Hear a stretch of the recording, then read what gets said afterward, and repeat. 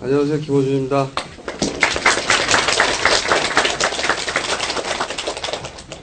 내가 누군지 모르죠? 모르는 사람 손 들어봐요. 나가. 없네.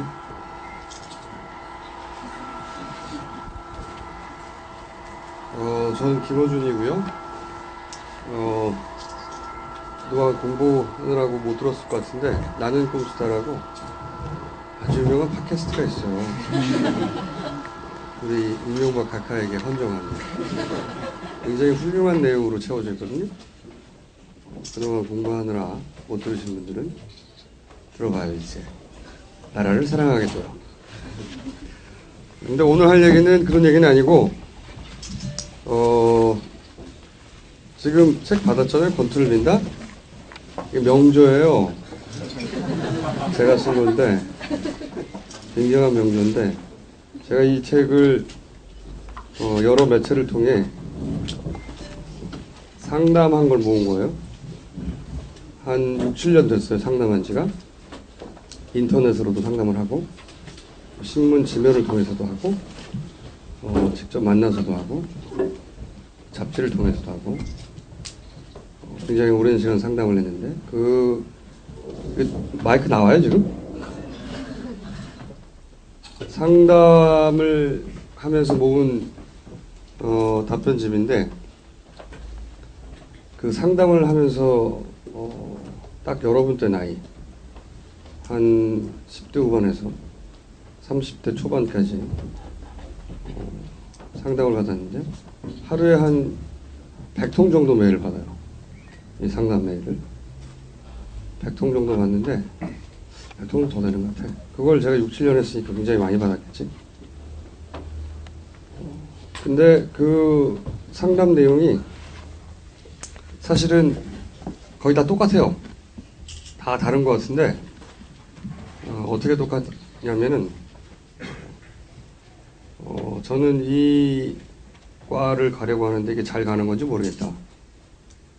또는 이 과에 왔는데 내가 뭘 하고 있는 건지 모르겠다. 이 과를 졸업했는데 앞으로 어떻게 살아야 될지 모르겠다. 졸업하고 이 회사를 들어왔는데 내가 잘하고 있는 건지 모르겠다. 또는 내가 이 남자를 만나고 있는데 이 남자가 맞는 건지 모르겠다. 내가 지금 잘 살고 있는지 모르겠다는 거지, 다. 현재 속과. 제가 그걸 알 리가 없잖아요. 거기에 대해서. 그런데 제가 이런 관련 강연을 할 때마다 하는 얘기지만 그 답은 몰라. 게다가 그 답에 관심도 없어요, 저는. 당신들이 잘 살고 있는지 내가 무슨 상관이야. 응? 근데 그 답을 모르는 이유는 내가 알아요. 생각해 보자고요. 몇 살이지 보통? 현재 수가? 19살. 그러면 19년이나 자기하고 살았잖아. 근데 자기가 지금 하고 있는 짓이 잘하고 있는 건지 아니면 잘 못하고 있는 건지 모른다는 거 아니야. 바보 아니야. 이상한 질문이잖아요. 내가 19년이나 살았는데 나랑 내가 지금 잘하고 있는 건지 왜 남한테 묻냐고. 근데 이런 질문들이 굉장히 많아요. 이 남자 혹은 이 여자와 계속 만나야 되나요? 헤어져야 되나요? 하는 질문들도 굉장히 많거든요. 이런 남자를 만났는데 이러이러 하다가 이러저러 다툼도 있고 이 남자랑 이제 헤어져야 될까요? 혹은 이 여자와 결혼해도 될까요? 이런 질문 굉장히 많아요. 그걸 내가 어떻게 하냐고. 근데 끊임없이 질문해 나한테. 여러분들보다 한 대여섯 살쯤 많으면 이런 질문이 시작돼요. 이런 남자가 있는데 그 남자하고 몇 년간 만났는데 그런데 주변에서는 이제 결혼에 대해서 얘기를 하는데 이 남자하고 결혼을 해야 될지 말아야 될지. 왜냐하면 새로운 남자가 나타난 거야. 근데 그 새로운 남자가 지금까지 만났던 남자는 학교에서 만난 남자인데 새로운 남자는 이제 학교를 졸업하고 그 회사를 다니다가 새로운 남자를 만납니다. 이 새로운 남자가 괜찮은 것 같아. 지금 학교에서 만나는 애는 말은 잘 통하고 좋은데 미래가 잘 안 보여. 나이가 비슷하잖아. 근데 새로운 남자를 만나는데, 예. 핑크를 선언이 어떻게 해요? 아, 저기 녹음이 안 된다고요? 내가 알 바가 아니지.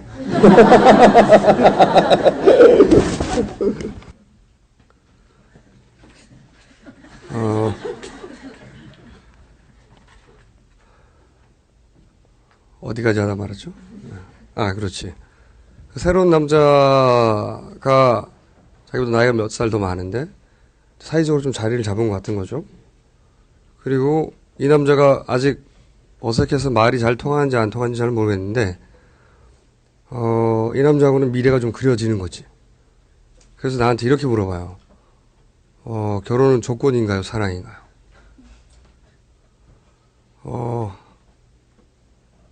이런 질문은 TV에도 많이 나오잖아. 연속국에. 연속국의 영원한 주제 아니에요. 결혼은 조건이냐 사랑이냐. 근데 이 질문도 되게 바보 같은 질문이에요. 왜 바보 같은 질문이냐면 어떤 사람은 말이죠. 재벌가에 시집을 가도 맨날 사랑해주지 않으면 몇 년 있다 헤어져요. 실제로 그런 일 많잖아. 거꾸로 어떤 사람은 큰 외제차 타고 그리고 다이아몬드 반지 사주고 돈이 많고 그러면 남편이 집에 잘 안 들어와도 행복하게 잘 살아요. 안 그럴 것 같지? 그런 사람도 있어. 행복하게 잘 산다고. 그러니까 결혼은 사랑인가요? 조건인가요?는 바보 같은 질문이고 내가 어떤 조건에 결혼을 원하는지 그게 중요한 거지. 근데 그거는 자기가 언제 행복하느냐에 달린 거잖아. 응?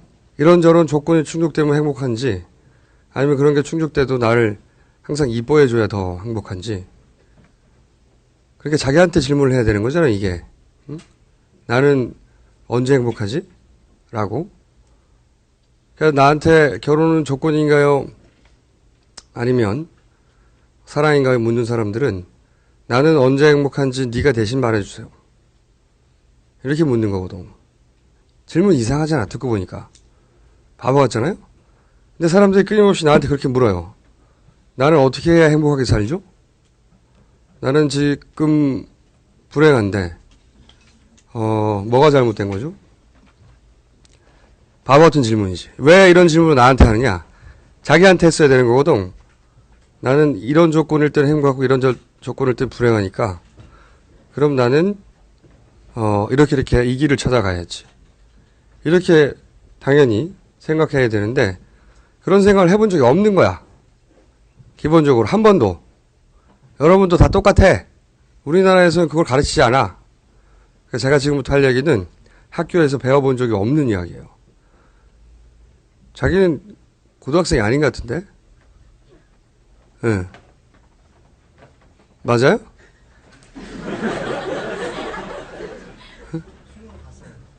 아, 수능은 봤는데 졸업한 지 오래됐죠? 2년밖에 안 됐는데 왜 그래 얼굴이? 다행스럽 나하고 비슷하게 보이는데? 그래서 지금부터 하는 얘기는 선생님들이 학교에서 안 가르쳐 주는 얘기예요. 안 가르쳐 주는 얘기인데 여기 학원 원장님 있지 않습니까? 원장님하고 제가 같은 세대예요. 원장님이나 저 나이쯤 되면 다들 요렇게 생각합니다. 근데 그걸 자식들한테 말 안 해. 막 살까봐. 그런데 이 이야기가 진실이야. 자, 그러면은 사람들이 왜 자기 스스로한테 물어야 될 걸 남한테 묻냐고. 당신들도 다 마찬가지지. 학교를 진학을 해서 학교를 들어갔다고 치자고. 그럼 졸라 행복할 것 같지? 만사가 다 해결될 것 같지? 아니야. 끊임없이 새로운 문제가 나와요? 그럴 때마다 남들한테 물어요. 친구들한테 묻고, 부모님한테 묻고. 근데 답이 없어요. 답을 다른 사람들은 줄 수가 없지. 왜냐면, 다른 사람들이 당신이 언제 행복한지 대신 말해줄 수가 없잖아. 그러니까 끊임없이 묻기만 해. 왜 자기하고 가장 오래 살았는데 자기가 언제 행복한지 모르냐? 이 명저, 건투를 빈다를 보면 나오는 얘기고, 제가 이 관련 강연을 할 때마다 항상 하는 얘기지만, 예로 드는 사람이에요. 락강이라는 사람이 있었어. 논술 학원이니까 락강 정도 등장하지 않나? 안 등장해요? 부실하네, 학원이. 락강이라고 꽤 유명한, 철학자가 있었어요. 철학자이기도 하고, 뭐, 각종 이것저것 다 한 사람인데. 근데 그 양반이 이런 말을 했어요. 인간이 타자의 욕망을 욕망한다고. 외워. 멋지잖아. 인간은 타자의 욕망을 욕망한다. 이게 무슨 뜻이냐면요. 이제 아이가 태어나잖아요.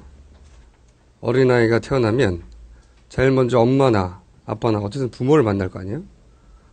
그러면 이 아이는 어떻게 발달을 하냐면 부모가 기뻐하는 일을 반복하려고 해요. 당연히.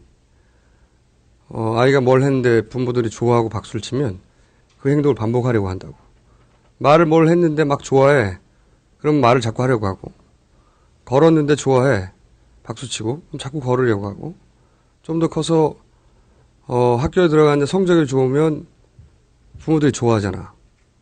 그리고 선생님도 좋아하고. 옆에 애들도 와하고. 그럼 그걸 자꾸 반복하려고 해요. 당연해.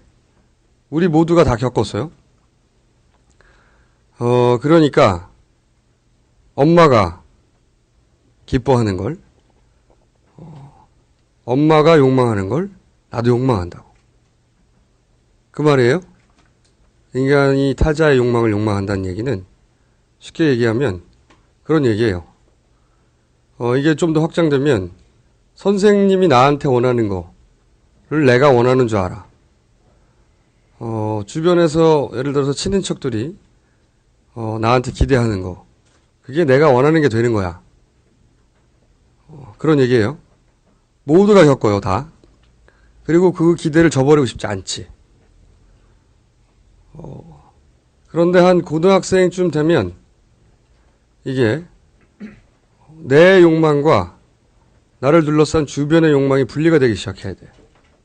다른 사람들이 나한테 원하는 게 있고, 내가 나한테 원하는 게 있고. 당연하잖아요? 이게 분리가 일어나야 되는데, 우리나라에서는 이게 분리가 안 일어난 채 대학을 가요. 그리고 분리가 일어나지 않은 채 대학을 졸업해. 그리고 직장 생활을 하다가 30이 되고 40이 돼요. 이게 아주 골 때리는 게 무슨 문제가 생기냐면, 저 뒤에도 한 분 계시네? 그죠? 수능을 다시 봤죠? 아닌 척 하지 말고. 선생님이에요? 예. 네. 아, 선생님. 선생님이구나, 씨발.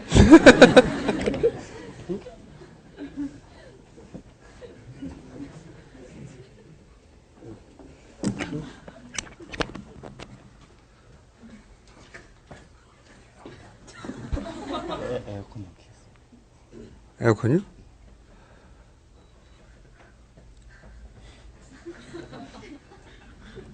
난방을 줄이면 되는 거 아닐까? 뭐 어쨌든 이게 왜 골 때리냐면요, 내가 뭘 하고 싶은데, 그리고 하고 있는데 이게 내가 하고 싶어서 하는 건지, 엄마가 혹은 선생님이 혹은 친구들이 혹은 친척들이 혹은 이웃집이 너는 이 정도는 해줄 거라고 기대하고 있으니까 내가 이걸 하고 있는 거지, 혹은 사회가 이 정도는 내게 요구하고 있으니까 이걸 하고 있는 건지, 아니면 내가 정말로 이걸 하고 싶어서 하는 건지 구분이 안 간다는 거지. 이게 골 때리는 거예요. 내가 이 세상에서 유일하잖아. 근데 뭘 하고 있어. 근데 내가 어떤 행위를 하는 게 왜 하는지 잘 모른다는 거지. 아주 정확하게. 구분이 안 간다는 거야. 짬뽕이 돼서. 하고 싶어 하는 건지 해야 돼서 하는 건지 나한테 이걸 기대하니까 하는 건지 구분이 안 가는 거야. 그 구분이 안 가기 때문에 나이를 많이 먹어도 이 구분이 안 간다는 얘기는 자기가 정확하게 자기 욕망을 따르고 있는지 아닌지를 모른다는 거예요. 자기 욕망을 정확하게 모르면 자기가 언제 행복한지 몰라. 당연하잖아? 헷갈려. 그러니까 남들은 어떻게 하는지 궁금한 거예요. 그래서 남들한테 물어봐야 돼. 남들은 어떻게 하고 있는지 끊임없이. 그리고 남들하고 좀 다르게 하고 있으면 불안한 거야. 나만 뒤처질까 봐. 항상 불안하게 사는 거지. 남들은 어떻게 할까? 나는 어디쯤 와 있을까? 나는 뒤처진 거 아닐까? 당신들 다 그러고 살아. 아닌 것 같지만. 그러면 나한테 묻게 돼 있는 거야. 멘토라며. 나 멘토 아니야. 응? 요즘 뭐 멘토 많잖아요. 지들도 몰라, 씨발. 응? 걔네들이 인생을 여러 번 살았나? 아니에요. 어떻게 알아? 자기 앞가림도 다 바빠. 멘토한테 물어볼 거 없다고. 왜 멘토, 그 사람들이 당신 하나하나의 삶에 들어와서 구체적으로 어떻게 살라고 어떻게 말해줘. 상황을 모르는데. 다 자기가 해결해야 돼. 그러면 이제부터 그 얘기를 해봅시다. 그럼 남한테 묻지 않고 멘토한테 묻지 않고 멘토도 다 모르거든? 아프니까 청춘이다. 거짓말이야. 뭘 아프니까 청춘이야. 죽을 때까지 아파 사람은. 청춘만 아픈 게 아니야. 응? 다 구라야. 그리고 아프니까 청춘이다 이런 말에 구라인 이유는 뭐냐면 자기는 젊었을 때 고생을 해서 성공을 했다 이거지. 자기 자랑이야 다. 그런 얘기들은. 혹은 뭐 이 자서전이나 위인전 있잖아요. 이렇게 해서 성공했다. 예를 들어서 정주영 회장이 위인전을 자세히 읽으면 그럼 여러분도 정주영처럼 될 것 같지? 아니야. 정주영 회장이 만약에 요즘 태어났잖아? 그렇게 하면 비정규직이야. 응? 소 팔아봐야 얼마 못 가요. 소 팔아봐야 서울에 와서 몇 개월 살지도 못해. 비정규직이라고. 그 사람이 성공했던 건 대단히 특수한 시대적 상황도 있고 대단히 특수한 여러 가지 조건도 있었던 거예요. 그 사람처럼 똑같이 한다고 지금 또다시 성공할 수 있나? 아니야. 근데 왜 읽어 그걸? 그리고 뭐 시크릿 이런 거 있잖아. 뭐 하늘의 길을 받아서 씨발. 다 거짓말이야. 그런 책으로 성공하는 사람은 그 책을 쓴 사람 하나밖에 없어요. 그 책 많이 팔아서. 그러니까 그런 거 믿지 말고, 지금부터 하는 얘기 잘 들어요. 내가 내 욕망의 정체를 정확하게 알고, 내가 뭘 하고 싶은지 알고, 살려면 어떻게 해야 되느냐. 그렇게 살면 나처럼 돼. 망했다고? 그래, 어떤 사람이 보기에는 망했어. 응? 어떤 사람이 보기에는 졸라 멋있어. 응?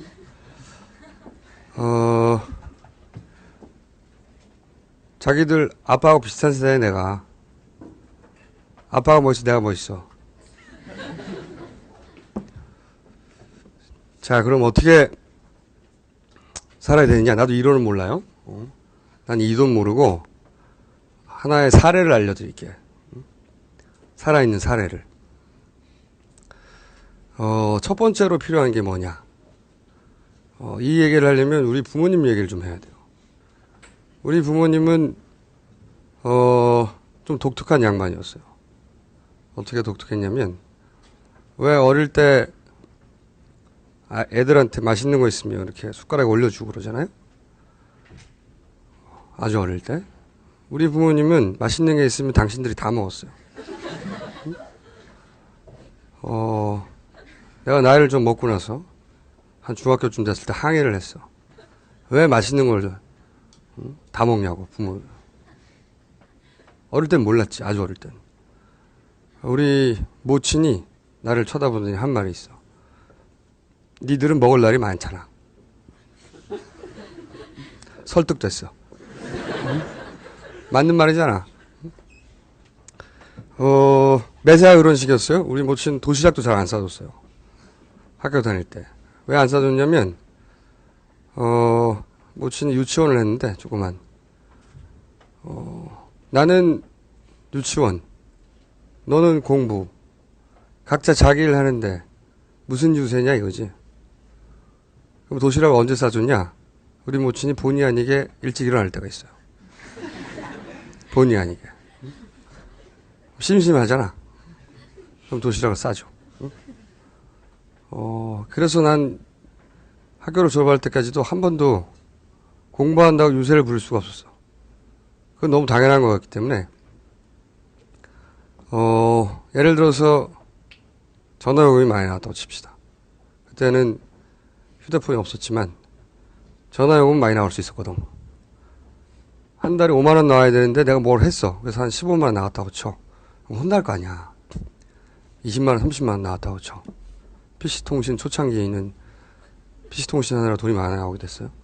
전화선을 썼으니까. 그래서 30만 원이 나왔어. 원래 5만 원 나와야 되는데. 그러면 부모님들이 보통 아주 혼을 내죠. 전화선을 끊어버린다고 방에. 이 모친은 한 번도 화낸 적이 없어요. 다만 고주서를 들고 와서 아주 해맑게 웃으면서 네가 내라. 그리고 나가. 그럼 어떻게든 내가 내야 돼. 그 외에도 많은 일화가 있는데, 예를 들어서 제가 20대 때 배낭여행을 굉장히 많이 다녔어요. 배낭여행 갔다 왔더니 우리 집 자기들끼리 이사 간 적도 있어요. 그래서 옆집 물어보고 찾아갔어요. 제가 결혼을 한 번 했었어요. 빨리 갔다 왔어요. 결혼도 한 번씩은 해보는 게 좋아. 그런데 제가 결혼을 할 때 오랜만에 집에 가서 이제 모친에게 아무래도 내가 결혼해야 될 것 같아. 그랬더니 우리 모친의 첫 마디가 뭐 어쩌다가 누구랑 이게 아니고 나를 쳐다보더니 언제? 이게 첫 마디였어요. 그래서 내가 한 달 있다가 그랬더니 우리 아버지한테 말씀을 드려라. 아버지한테 말씀드렸어. 한 달 있다가 결혼해야 될 것 같습니다. 근데 저희 부친이 저를 한참 쳐다보더니 축하한다. 이게 결혼과 관련된 멘트의 끝이에요. 그리고 아버지가 부조금을 냈죠. 50만 원을. 액수로 축의금이죠. 액수로 볼 때 가까운 4천 정도에 해당되는 액수라고 볼 수 있죠. 그리고 제가 이혼을 했어요. 이혼을 했는데 이혼을 하고 나서 한 3년 있다가 우리 집에 알았어요. 그 사실을. 내가 숨긴 게 아니고 원래 저는 결혼해서 원래 명절 이럴 때 양가 집 찾아가잖아. 특히 남자 집에 제사 지낸다고. 저는 엑스와이프한테 오지 말라 그랬어. 네 조상이 아니잖아. 응? 너는 네 조상 모시러 가라. 그러니까 명절날 올 리가 없잖아. 특별히. 그러니까 안 와도 모르는 거야. 잘 살고 있는지. 아니 명절이 돼도 잘 살고 있는지 아닌지 모르는 거야. 물론 명절과 상관없이 찾아갈 때도 있긴 했지만 그게 한두 해 안 온다고 해서 물어보지도 않고. 근데 한 3년째쯤 됐는데 뭐 딴 걸 하다가 우리 모치 날 쳐다보더니 맞다 걔는 요즘 뭐하냐? 이게 이혼과 관련된 멘트의 전부였어요. 그런 부모들이었다고. 크고 나서는 굉장히 고마워요. 크고 나서는. 왜냐면, 부모님이 특별한 교육 철학은 없었어요. 내가 커서 물어봤는데, 나이를 먹고 특별한 교육 철학이 있었냐? 없었다. 특별한 교육 철학은 없었는데, 그 덕에, 제가 어떤 걸 일찍부터 몸으로 느끼게 됐냐면, 누구한테 허락을 받지 않는 거예요. 내가 살면서 어떤 선택을 하는데 아무한테도 허락을 받아본 적이 없어요. 내 마음대로 되는 거지. 대신 그걸 누가 대신 책임져 주지도 않아. 그러니까 거꾸로 얘기하면 누가 대신 책임져 주지 않으니까 내가 책임질 거면 나는 내 인생의 주인인 거야. 내 마음대로 살아도 돼. 자기가 책임질 거면. 그걸 나이를 먹고 깨달았어요. 그래서 물어봤지, 부모들한테. 특별한 교육 철학이 있었냐고. 없었어. 운이 좋은 거지. 응? 굉장히 고맙게 생각하는데. 그런 부모님과 있었던 일이에요. 내가 고1 때인데, 시험을 보고 학교에서 일찍 돌아왔어. 근데 그때 집에 여동생하고 모친은 외가를 가고 우리 부친 혼자만 있었는데 시험 쳤으니까 일찍 들어갔을 거 아니에요? 들어갔더니 집에 있더라고 그 양반이. 거기까지는 그런가 보다 했는데 들어갔는데 집에서 삼겹살을 굽고 있는 거야 대낮에. 원래 고기를 좋아하는 양반이 아닌데 이상한 일이야. 그렇다고 해서 아버지 왜 삼겹살을 구우시나요? 그렇게 묻지는 않았어요. 그 나이대의 아들과 아버지가 그렇게 곰살 맞지가 않잖아, 별로. 당신들은 곰살 맞나? 우리 집안은 아니었어. 그래서 내 방에 들어와 있는데 잠시 후에 밥을 먹으라고. 그러니까 이 양반이 삼겹살을 구워서 아들한테 밥상을 차린 거예요. 태어나 처음 있는 일이고 그 이후로 그런 일은 없었어요. 대단히 이상한 일이었지만 그런가 보다. 사연이 있겠지 뭐 생각하고 둘이 밥을 먹었어. 한참 먹는데 밥을 다 먹으러 가는데 갑자기 내 숟가락 위로 우리 아버지가 삼겹살 한 점 올렸어요. 잽싸게. 깜짝 놀랐어요. 말했잖아. 자기들끼리 맛있는 거 다 먹는다고. 그런데 그 숟가락 위에 삼겹살을 올리는 그 순간 한 0.5초 만에 이 양반이 그 숟가락 위에 고기를 왜 올리는지 내가 이해를 했어요. 순식간에. 왜 이해를 했냐면 어쨌든 내가 이 양반하고 십몇 년 살았잖아. 근데 이 양반이 고기를 올리는 그 순간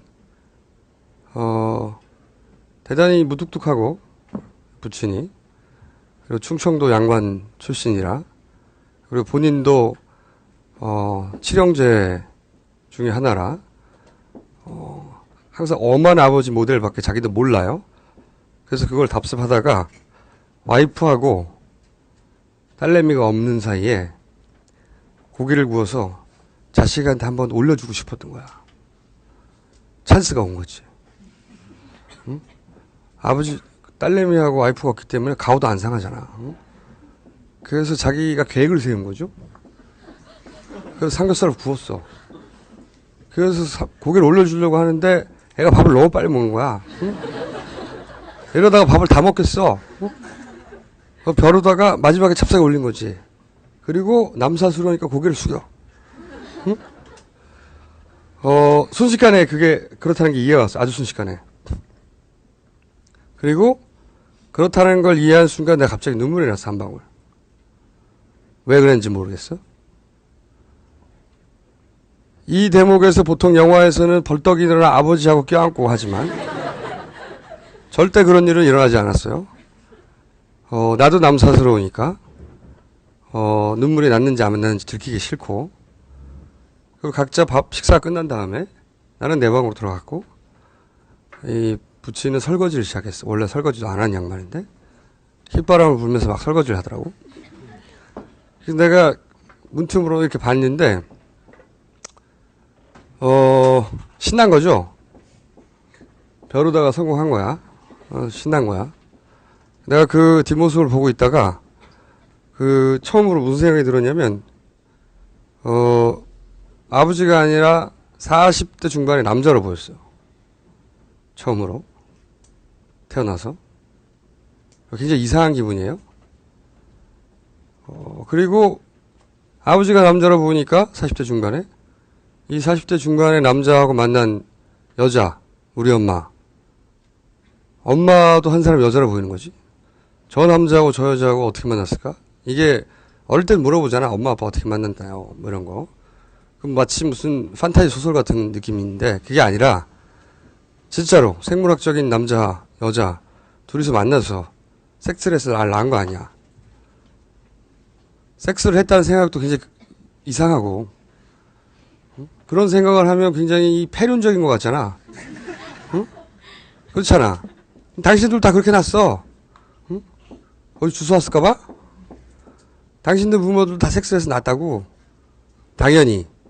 근데 나한테 아무도 부모도 한 사람이 남자고 한 사람이 여자고 당연히 그들도 당연히 인간으로서의 욕망과 좌절이 있고 그런 얘기 해준 적이 없어요. 부모는 그냥 부모 아니야. 부모는 남자고 여자가 아니야. 부모의 사랑은 위대하고 뭐 이지랄들 얘기하잖아. 근데 그 사람들도 남자 여자거든. 안 그래요? 근데 아무도 나한테 그 나이 때까지 부모도 남자고 여자라고 말해준 적이 없다고. 그렇기 때문에 나 혼자 그런 생각을 하는 게 매우 반인륜적이고 폐륜적이며 해서는 안 될 상상을 한다고 혼자 생각을 했어요. 그래서 아무한테도 그 얘기를 안 했어. 나는 아버지가 남자 여자라 보인다고. 이상하잖아. 응? 친구들한테 가서 야 나는 아버지가 남자라 보여. 설명하기도 어렵고. 응? 그래서 그 얘기를 한 번도 한 적이 없어요. 내가 30이 넘어서까지. 30이 넘고 나서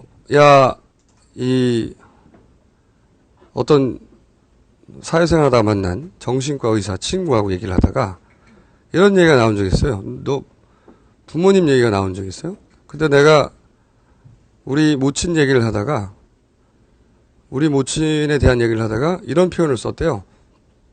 그 여자의 삶은 말이야. 나는 의식 못했어요. 근데 다음날 그 친구한테 전화가 왔어요. 언제부터 엄마 얘기를 할 때 그 여자라는 표현을 썼냐고. 그 정신과 의자는 여자였어요. 그래서 내가 언제 그런 표현을 썼냐고. 그랬더니 어제 얘기할 때 2-3번 정도 썼다고.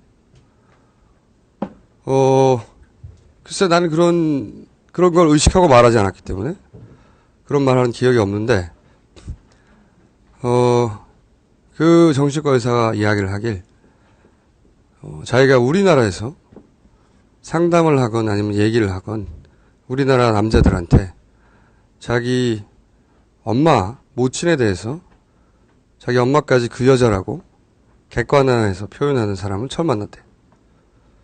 그리고 언제부터 그 말을 썼는지 잘 생각해보래. 듣고 보니까 나한테 유리한 말인 것 같아. 그래서 곰곰이 생각하다 보니 고1 때가 생각났어요. 고1 때 그 고기를 올려준 날, 그때가 생각난 거야. 그래서 내가 이런 사건이 있었고 그날부터 라고 했더니 그 정신과 의사가 말을 하기를 그날이 내가 부모로부터 정서적으로 독립한 최초의 날이래요. 정서적으로 독립한. 가만히 생각을 해보니까 그날 이후로 난 부모님한테 한 번도 뭘 해달라고 요구해본 적이 없어요. 그거는 효도하고 달라. 난 효도는 관심이 없어요.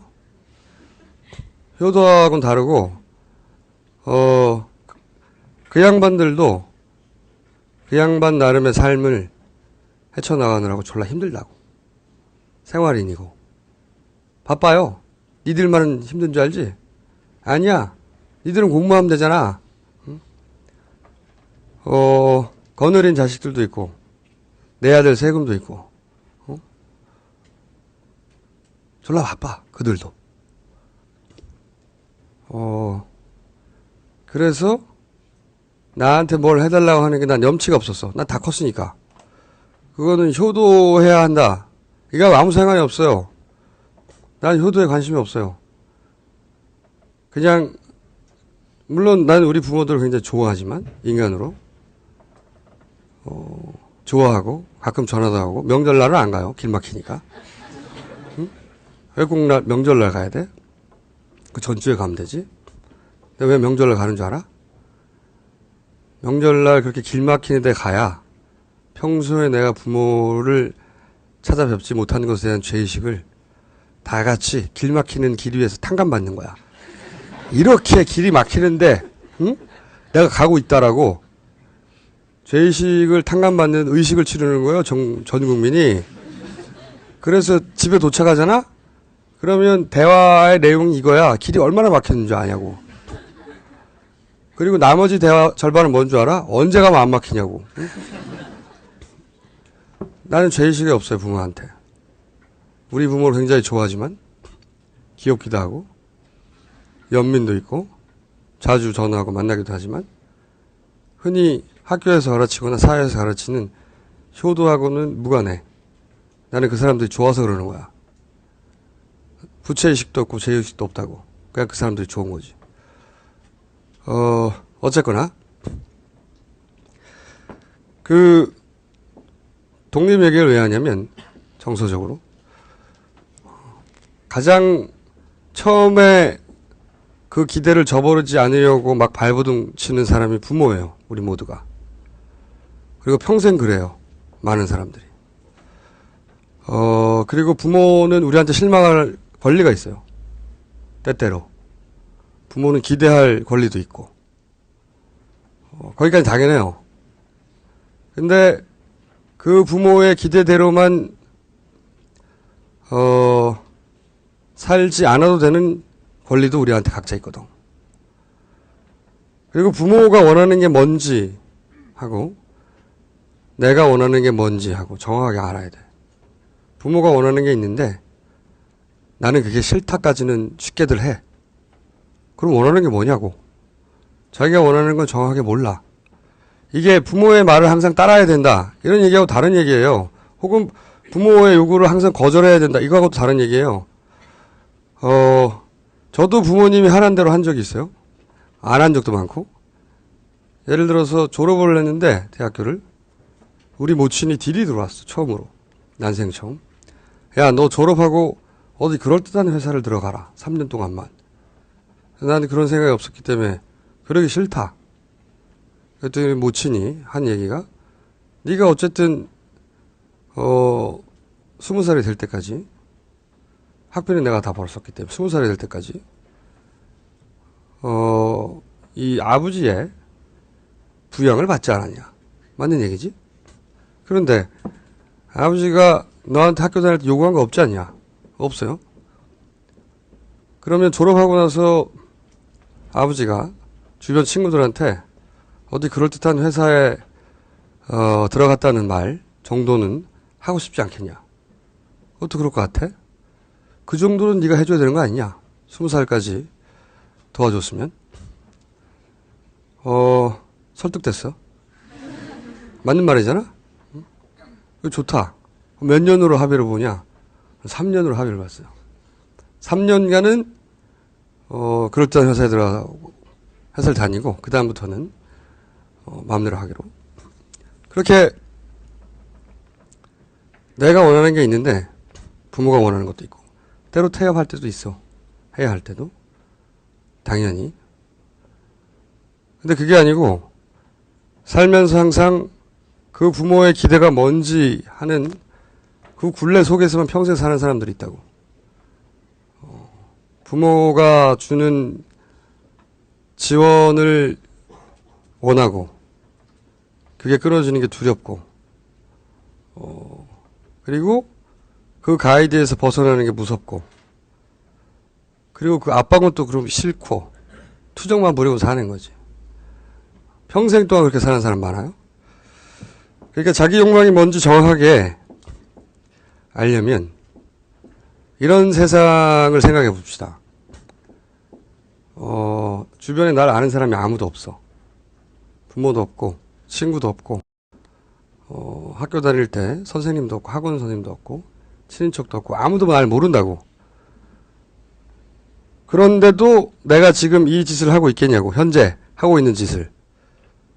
그렇게 물어보지 않지. 다들. 그런데 그렇게 물어보면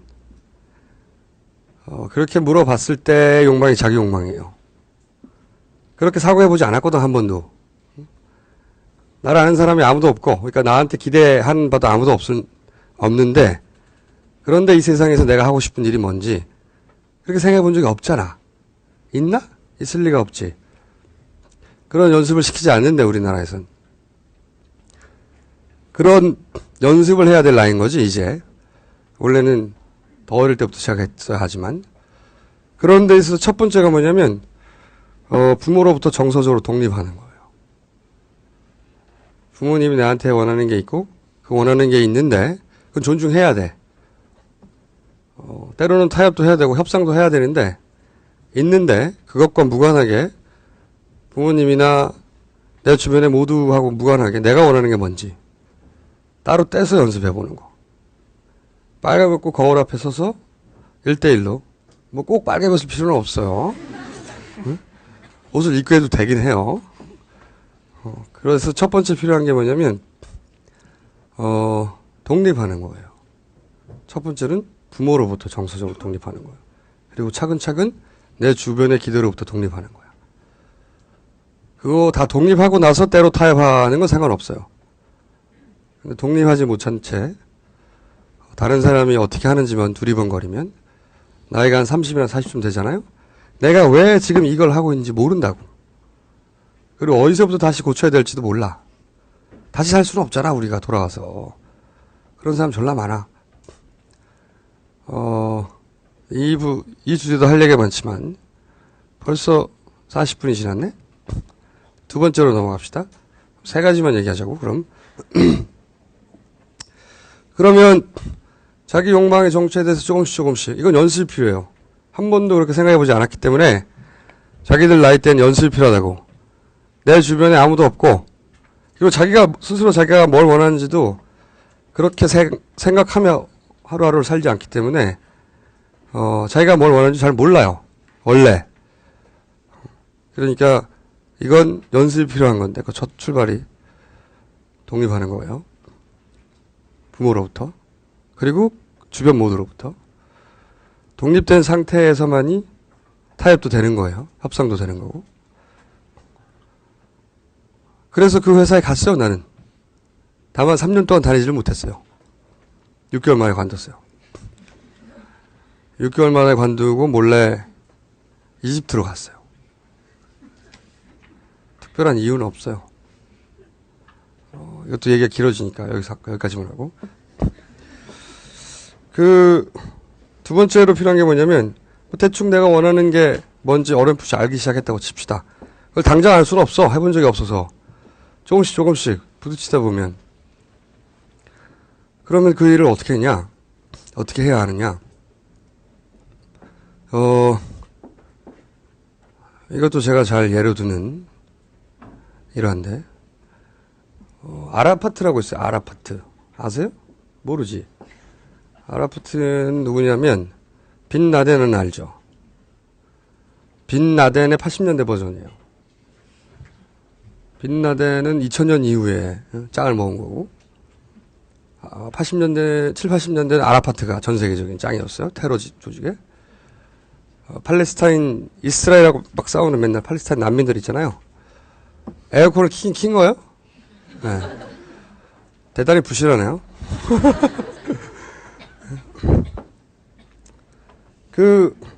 80년대 테러리스트의 대명사였다고, 아라파트.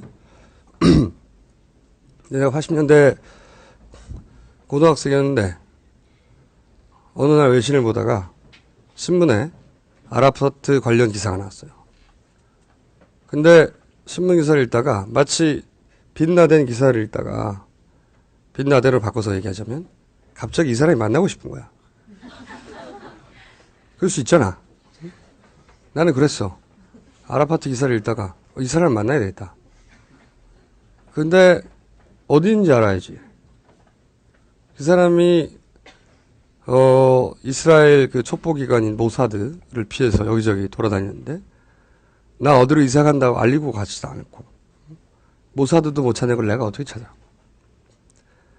그런데 94년, 이 아라파트하고, 당시에 이스라엘 총리가 라빈이었어요.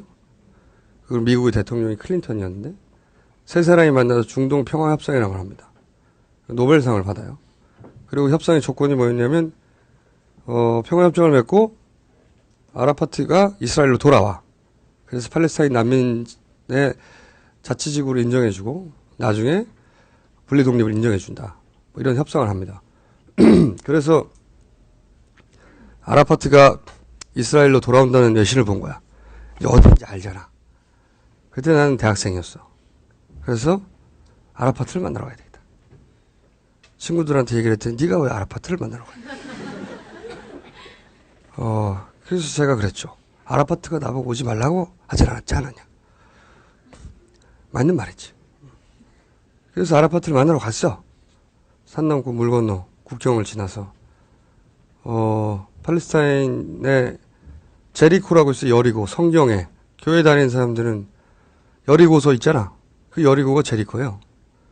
그리고 제리코가 팔레스타인 난민이 자리 잡은 동네였는데 글로 돌아왔어요. 제리코까지 갔어. 국경 넘어가지고 검문소 몇 개 지나서 갔더니 이제 아직 대치 상황이었기 때문에 이 검문이 아주 삼엄했는데 그래서 팔레스타인 사람들한테 내가 아라파트를 만나러 왔다. 팔레스타인 사람들이 왜? 그러길래 제가 리스펙트 라고 한마디 했더니 무척 좋아 하더니 저를 태우고 아라파트 집 앞에까지 데려다 줬어요. 그래서 아라파트 집 앞까지 갔다고. 집 앞에 내렸어. 그리고 집 앞에 딱 내리는 순간 제가 깨달았어요. 내가 아라파트에 할 말이 없다.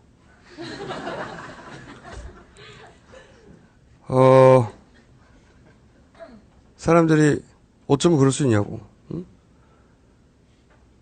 라고 저한테 많이 물어봐요. 왜 그럴 수가 없지? 저는 그냥 아라파트 궁금했던 거예요. 근데 그 집 앞에 갔더니 할 말이 없다는 걸 깨달은 거지.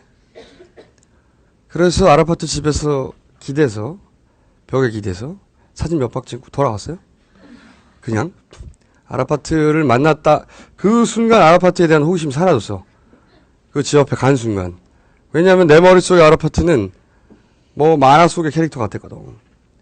근데 그 앞에 가서 구체적으로 이런 집에 살고, 여기서 집이 보이고, 집에 사람이 사는 거잖아.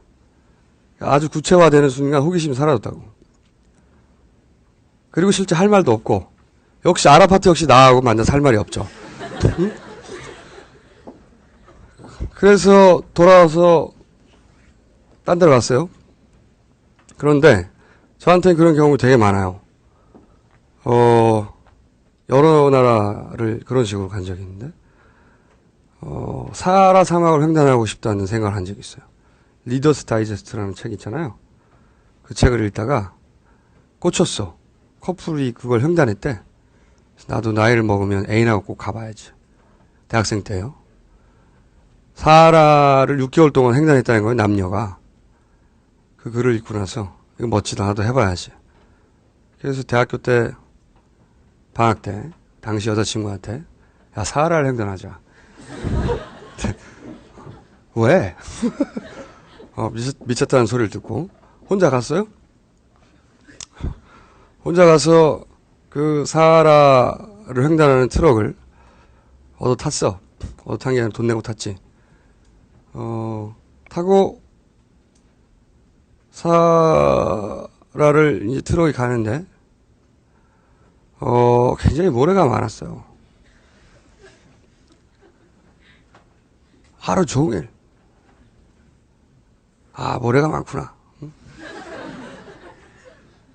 그래서 그날 밤에 제가 그 숙소에서 야외에서 텐트 치고 잤는데 텐트 치고 자면서 내가 물어봤어. 계속 모래냐? 계속 모래다.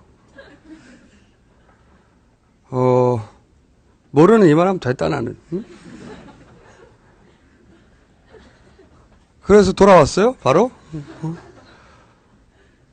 그 외에도, 뭐, 유럽 대륙의 북쪽 끝이래. 나르빅인가 어딘가. 그래서, 노르웨이 가서 차를 빌려 타고, 48시간인가 몇 시간, 한 2박 3일 동안 내내 운전해서 갔어. 끝이래. 갔는데, 그냥 나르빅이라고 하나 또 간판이 있어. 끝이야, 그게. 졸라 화났어요. 그리고 바로 돌아왔죠. 찍자마자. 가고 싶으면 그냥 갔다고. 특별히 대단한 계획 세우지 않고 그냥 했어, 다. 그렇게 해야 될 리스트는 많아요, 저는. 그 에베레스트 산에도 올라가 봐야 돼. 내 계획 중에 하나인데. 궁금하잖아. 꼭대기에 가보는 게. 근데, 내가 이 유명한 사나이한테 물어봤더니, 난 안 된대. 배를 보더니, 응? 그래서 나 헬기를 타고 가면 되지 않냐. 그랬더니, 헬기는 6,000m 이상 올라갈 수가 없대요. 그래서 내가 열심히 조사를 했어. 8,000m 이상 올라가는 헬기를. 몇 년 전에 차단했다고. 유럽에 있는 유로곱탄가 뭔가 하는 회사에서 10,000m 이상 올라가는 헬기를 개발했어요. 더군다나 그 헬기가 네팔 공군에 배치가 됐다고. 이 책에도 나오는 얘기인데. 내가 졸라 좋아했지. 저거 타고 가면 되겠구나. 근데 문제가 있더라고.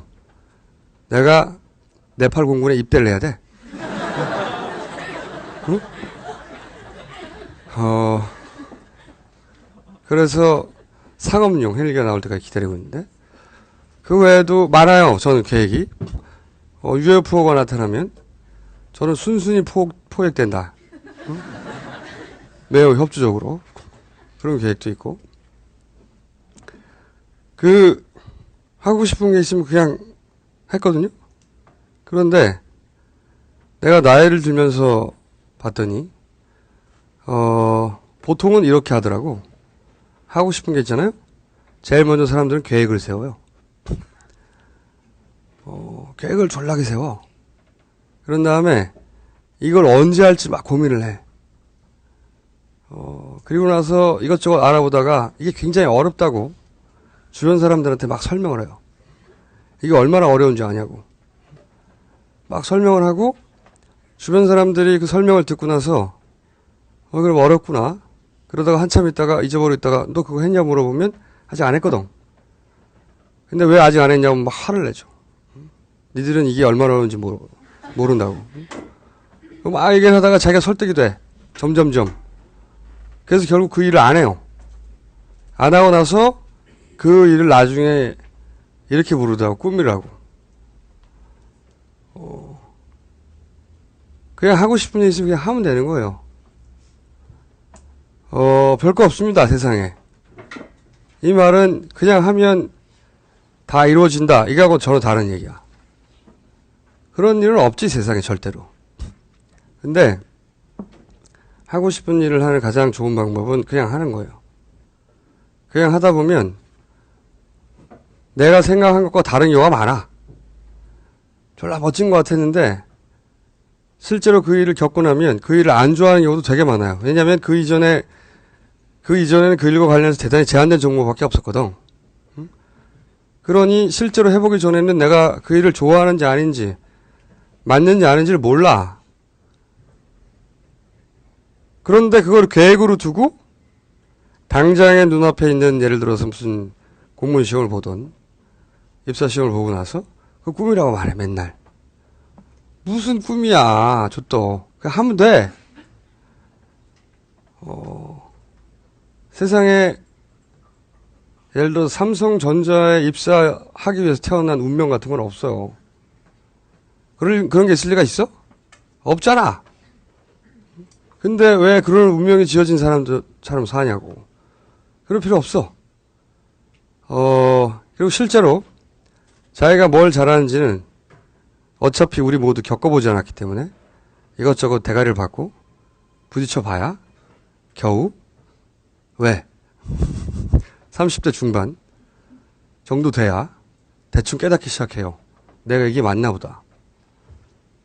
아, 이게 내가 생각한 것과는 다르게 내 체질이 안 맞나 보다.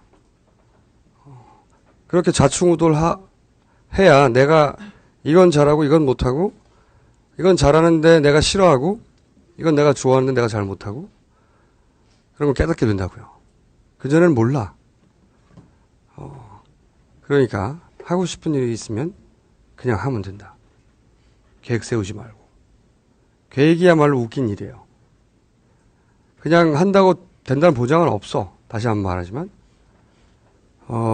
그런데 나이를 먹으면 먹을수록 한 일보다는 안 한 일 때문에 후회합니다. 그러니까 지금부터 졸업하고 나서 학교를 들어가면 하고 싶은 일 막 해봐. 세 번째로, 그럼 하고 싶은 일을 그냥 하는데 그 일을 그럼 어떻게 해야 되냐?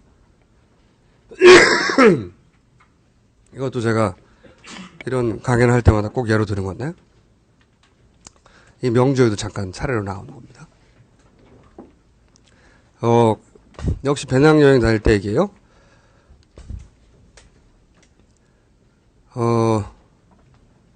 제가 아주 가난하게 배낭여행을 했는데, 파리였어요.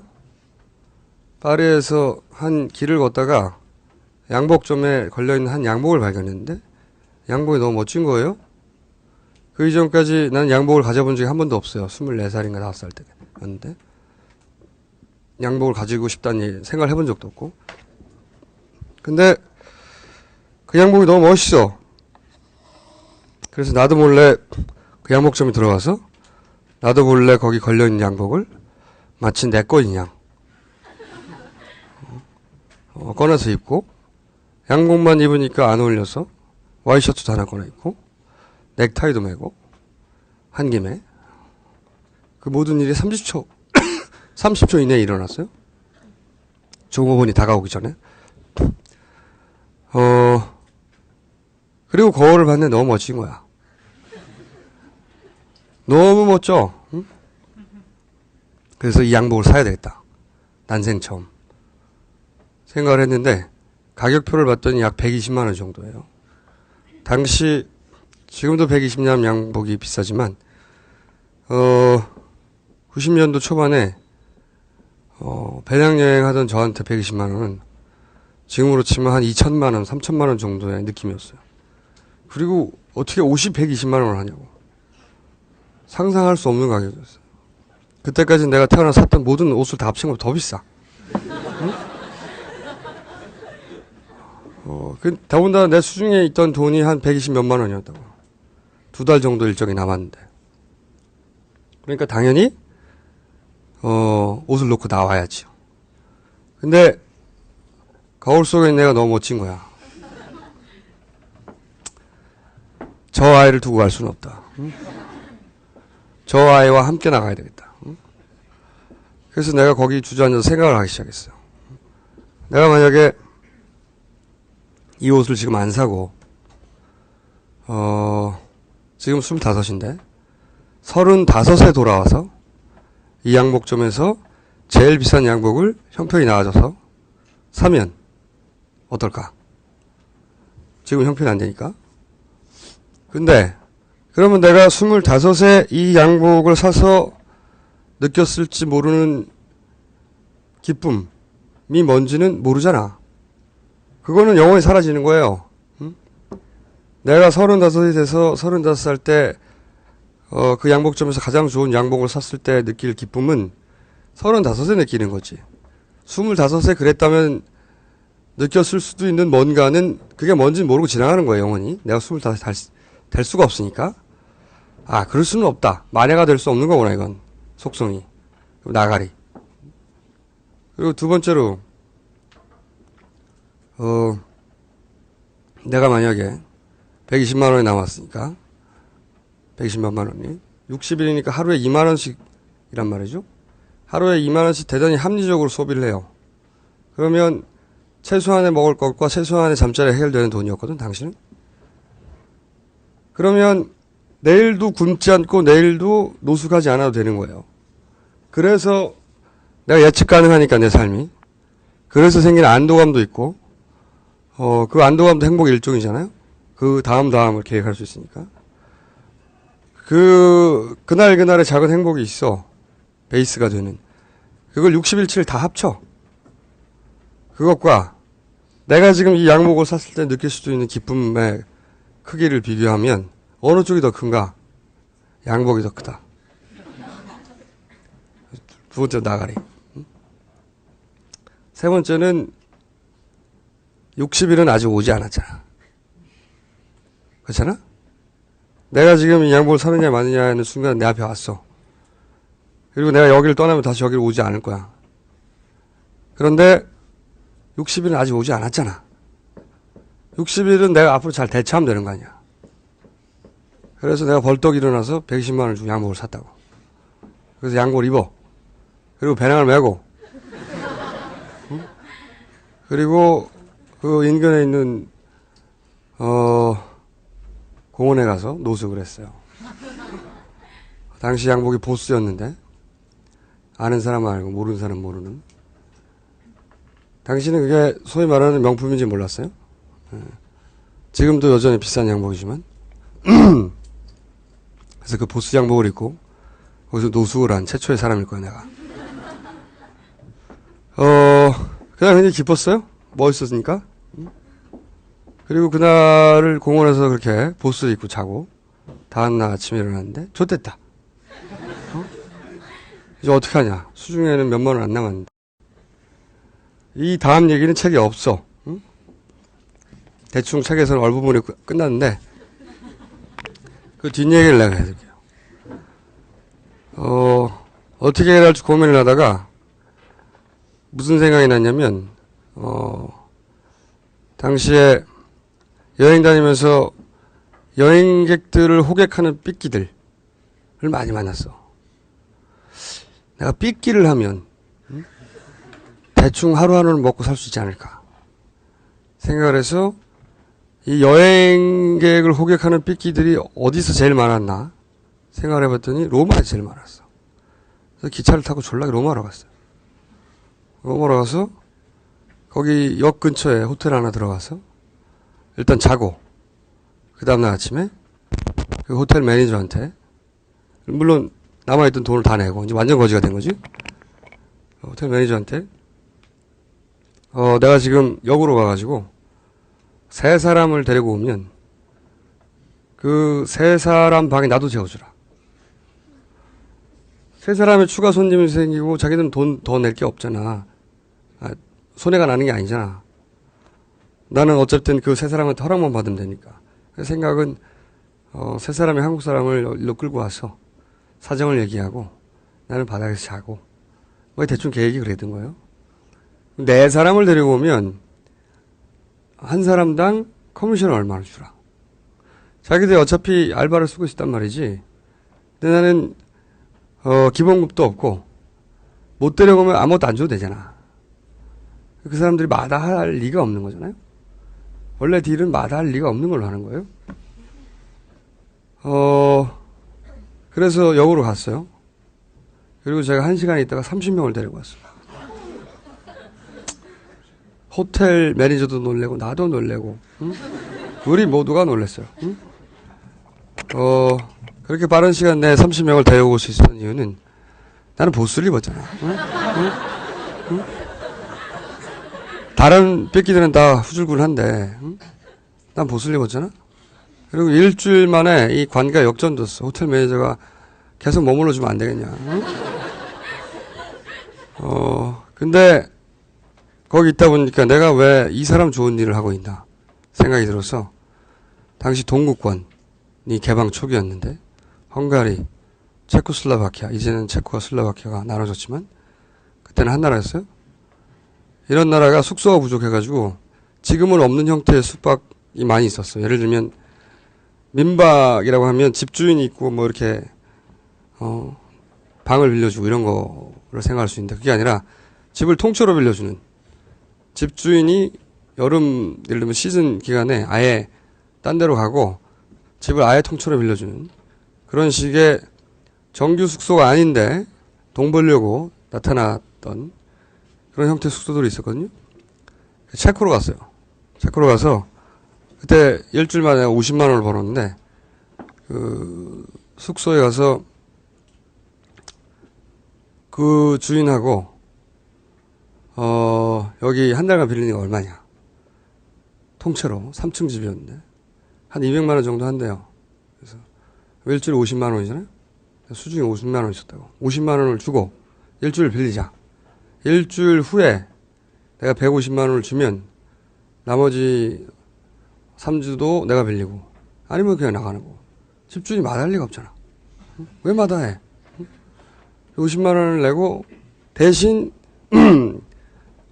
그게 확정될 때까지는 그 집을 딴 사람한테 빌려주지 마라고 미리 확보해두고 그러고 나서 50만 원을 내고 일주일 빌린 다음에 역으로 갔어요. 역으로 가서 로마에서는 주로 동양인을 상대했는데 이건 동양인으로는 안 되겠다. 동양인만으로는 동서양을 막론하고 다 해야 되겠다. 그래서 서양을 담당할 애를 하나 알바를 써야 되겠다 싶어서 그 내리는 애들 중에 제일 멀쩡하게 생긴 남자애한테 가가지고 영국이었는데 알고 보니까 너 여기 여행 왔냐? 여행 왔다. 얼마나 있을 거냐? 뭐 한 보름 정도 있을 거다. 그럼 내가 앞으로 보름 동안 먹여주고 재워주고 그리고 하루에 얼마씩 줄게. 안 할 이유가 없잖아. 응? 마다할 이유가 없잖아 걔가. 그래서 걔가 직원 1호가 됐어요. 직원 1호로 채용이 되고 그리고 바로 영업을 시작했죠. 그래서 그 숙소가 대박이 났어요 사실은. 왜 대박이 났냐면 다른 데가 100원 받으면 우린 80원 받았어. 아니 100원은 다 받긴 받았는데 20원을 파티비에 썼다고. 그냥 다 지들 돈이야. 그런데 다른 숙소는 100원을 내고 100원이 다 숙박비인데 우리는 100원을 내면 20원어치는 사람들하고 나눠서 사람들하고 같이 파티하는 데 썼다고요. 그러니까 똑같은 돈을 냈는데 맨날 술 먹고 파티할 수 있는데 왜 이 숙소로 안 와? 대박이 났지. 대박이 나서 제가 딱 한 달 운영하고 그걸 털고 그 첫 번째 종업원 영국이한테 그 집을 물려주고 왔는데 그 한 달 있다가 제가 그 숙소를 떠날 때 실컷 쓰고 제 수중에 남은 게 한 1,500만 원 정도 돼요. 이 모든 것은 제가 보스를 입었기 때문에 가능했던 거죠. 물론 굶어 죽을 수도 있었어 그때. 근데 보스를 사지 않았으면 일어나지 않았을 일들이 내 인생에 일어난 거지. 하고 싶은 얘기가 뭐냐면 사람들이 원래 어떤 선택을 할 때 그리고 삶의 선택을 할 때 대부분 그 선택을 하며 나는 지금 당장은 힘든 선택을 하지만 이 결과로 나중에 행복해질 거야. 이렇게 얘기를 해요. 나중에 행복해질 계획들을 막 세우지. 다 나중에 행복해진대. 사람들의 계획을 들어보면 대부분 그래요. 지금은 힘들지만 나중에 이 노력의 끝에 행복해져 있을 거야. 그런 건 없어요. 그 순간의 행복은 그 순간에 고유한 거예요. 내가 25살에 그 양복을 사서 느꼈던 기쁨은 내가 35세 돌아와서 양복을 10벌을 사도 그때 그게 뭐였는지 알 수가 없다고. 안 해봤으니까. 알 리가 있나? 안 해봤는데. 응? 그러니까 당장 행복해져야 되는 거야 언제나. 할 수 있다면 최대한 당장. 내가 행복해진다는 건 차곡차곡 뭔가를 적으면서 쌓아놓으면 행복이 10번 쌓아놓으면 10배로 커져서 나중에 한꺼번에 10배짜리를 꺼내 쓸 수 있는 게 아니라고. 그렇지 않아. 그러니까 당장 하고 싶은 건 그냥 해야 되고 그리고 할 수 있을 때 가능한 당장 해야 되는 거예요. 이 모든 게 결과를 보장하지 않아요. 나보고 결과를 어떻게 보장해 줄 거냐고. 결과를 보장받는 방법이 뭐냐고 나한테 끊임없이 물어보는데 나도 몰라. 그걸 알면 내가 떼부자가 될게. 응? 그런 건 난 몰라요. 그런데 어떻게 하면 내가 내 인생을 알차게 매번 항상 후회하지 않고 만족스럽고 행복하게 그래서 그게 쌓여서 어떻게 돈을 많이 벌고 남들이 다 알아주는 지위에 가고 난 그건 몰라. 그건 딴 사람한테 물어봐.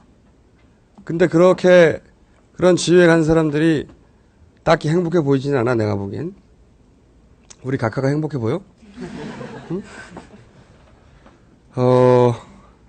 그러니까 독립하고 그리고 그냥 하고 당장 해야 되는 거예요. 이 세 가지가 아주 중요해. 마지막으로 한 가지만 더 짧게 얘기하면 이 모든 걸 스타일 있게 해야 돼요. 이게 제일 중요해. 폼이 나야 돼. 응? 폼이 안 나면 무슨 소용이야. 돈도 벌고 아주 높은 자리에 올라가고 권력도 쥐고 그럼 폼이 저절로 날 것 같죠. 우리 각하 봐. 폼이 나? 그런 것들이 폼을 나게 해주지 않아. 그런 줄 알거든? 그렇지 않아 절대로. 폼이 안 나면 구질구질해 씨발. 돈이 많아도 지위가 있어도 권력이 있어도 다 구질구질하다고. 그거 가지고 150만 년쯤 살 수 있으면 내가 그렇게 하겠어.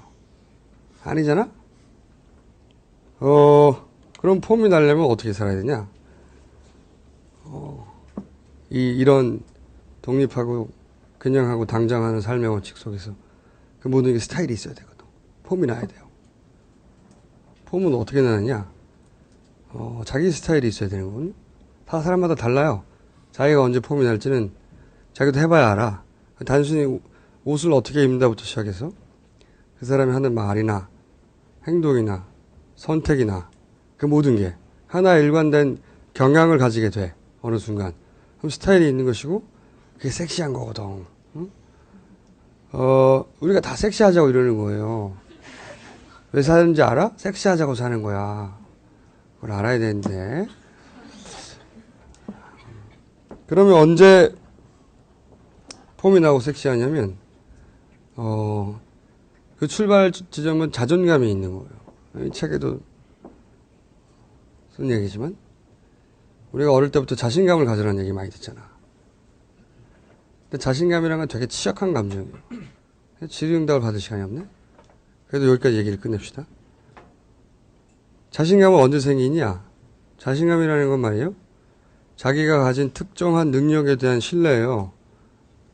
내가 공부를 잘하거나 달리기를 잘하거나 내가 남들보다 예쁘게 생겼거나 우리 집안이 부자거나 기타 등등 내가 남하고 비교해서 비교 우위에 있는 어떤 자산이나 자원이나 또는 능력 때문에 상대방에 대해서 내가 우월한 감정을 가지는 거라고. 숨쉬기 때문에 자신감을 가진 사람 없잖아. 다 숨쉬니까 비교 우위가 없잖아. 그렇다는 얘기는 자신감은 반드시 비교 우위를 통해서 획득하는 거예요. 그렇다는 얘기는 자신감의 이 뒷면은 열등감이에요. 그 두 개가 아무 상관없는 것 같은데 딱 붙어 있어요. 이 세상의 모든 면에서 다른 모두를 압도하는 우월한 지위에 있는 사람 없거든요. 내가 잘생겼다고 생각해서 우리 동네에서는 미스 코리아 앞에 가면 찌그러드는 거야. 우리나라에서 내가 공부 잘한다고 생각했어. 근데 어디 하버드 앞에 가면 찌그러드는 거야. 안 그럴 것 같지? 내가 100억대 부자야.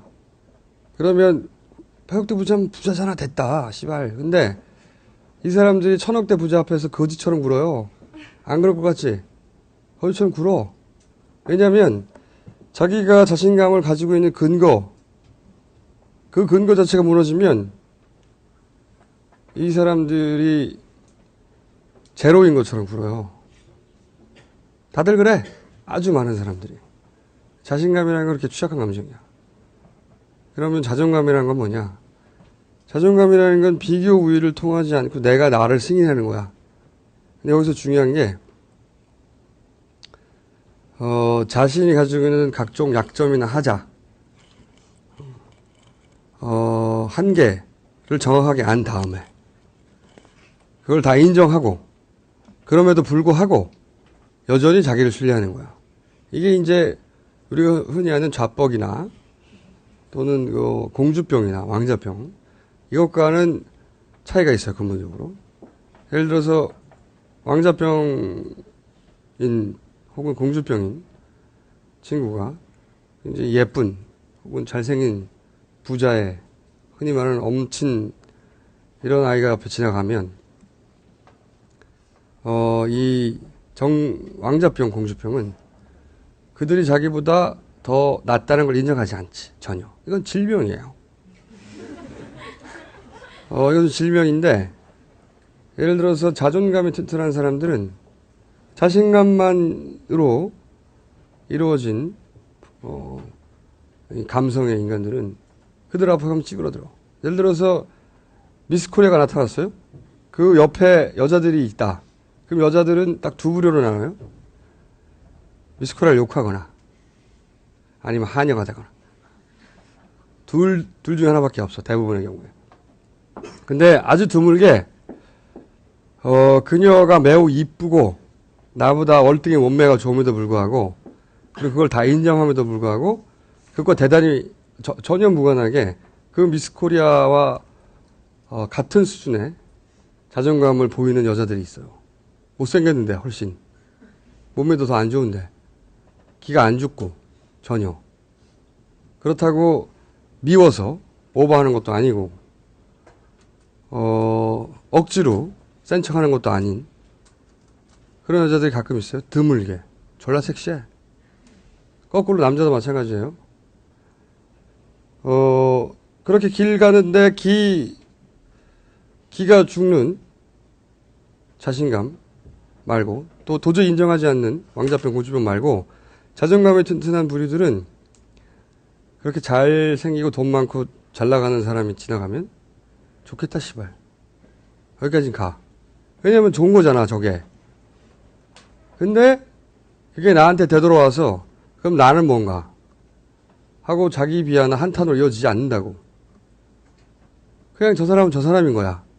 나는 나고 내가 쟤보다 키가 작고 공부를 못하고 뭐 기타 등등 부족한데 그래서 난 내가 좋은 걸 만족스럽고. 근데 이게 아까도 말했지만 좌뻑이나 왕자병 공주병하고 다른 것은 자기 하자를 인정해야 돼. 있는 그대로 대단히 냉정하게 자기 객관화가 된 거지 기본적으로. 그런 다음에 그렇게 자기 객관화가 되고 자존감이 튼튼한 사람은 자기 스타일이 생겨요. 자기가 세 상황을 대처하는 방법이 남들과 좀 달라. 자기 기준에 따라. 그런 사람들이 차곡차곡 쌓아가는 스타일이 있어요. 스타일이 만들어져. 그리고 그게 그렇게 자기만의 결이 만들어져서 굳어지면 그게 자기 스타일인데 입는 것부터 말하는 것까지 모든 게 다 일부러 그러는 게 아니고 자기가 생겨 먹은 대로 자기가 나오는 거지. 그러면 그 사람들이 섹시해. 알아보게 돼 있어. 니들도. 20대에는 그런 사람 잘 없다. 속지 마. 특히 남자들이 그런 척 하는 거 다 거짓말이다. 지금 하는 말 무슨 말인지 모르겠지만 알게 될 거야. 여기까지. 그러니까 이 비슷한 얘기를 해줄 사람은 이제 나를 다시 만나지 않는 한 없어. 이게 잘 새겨들어요. 부모로부터 독립해야 돼. 그리고 하고 싶은 일 있으면 그냥 해. 이리저리 따지지 말고. 그리고 당연히 실패하겠지. 대부분의 경우에. 응? 뭘 안다고. 그리고 가능한 한 최대한 당장 해야 해. 실패해도 돼. 뭐 어때? 또 하면 되잖아, 딴 거. 그리고 스타일 있게. 그렇게 20대를 잘 보내잖아? 멋진 사람이 더 있어. 어느 순간 보면. 드물게. 세상에 나가서 멋진 사람을 많이 만날 것 같지? 별로 없다? 다 비실비실해. 근데 나는 멋진 사람이 되면 좋잖아. 20대를 잘 보내면, 그리고 불안해도 돼. 원래 다 불안한 거야. 아프니까 청춘이다. 다 씨발 거짓말이야, 그런 거. 응? 청춘만 힘들지 않아. 다 거짓말이야, 그런 거. 그런 말 하는 사람들은 자기가 성공했다 이거지. 20대 나는 고생했는데, 그걸 잘 거쳤더니 지금 나는 성공했다는 거야. 지 자랑이라니까. 그런 말들은 들을 필요 없어요. 그래서 보장되는 게 뭐가 있냐? 없어. 이렇게 살면 보장되는 게 특별히 보장되는 경제적 삶 이런 거 없어. 근데 행복은 하다고. 그럼 되는 거잖아. 내가 부자는 아니거든? 근데 졸라 행복하게 살아. 내 마음대로. 우리 각하도 마음대로 까고. 응? 누구한테도 허락받지 않고 내 마음대로 산다고. 뭐라고 하든 간에. 그런 삶이 가지는 가치와 힘이 있어요. 모두가 다 그렇게 살 수 있는지 아닌지 나 모르겠어. 다른 삶을 살아보지 않아서. 근데 참고가 됐으면 하네. 여기까지입니다. 네.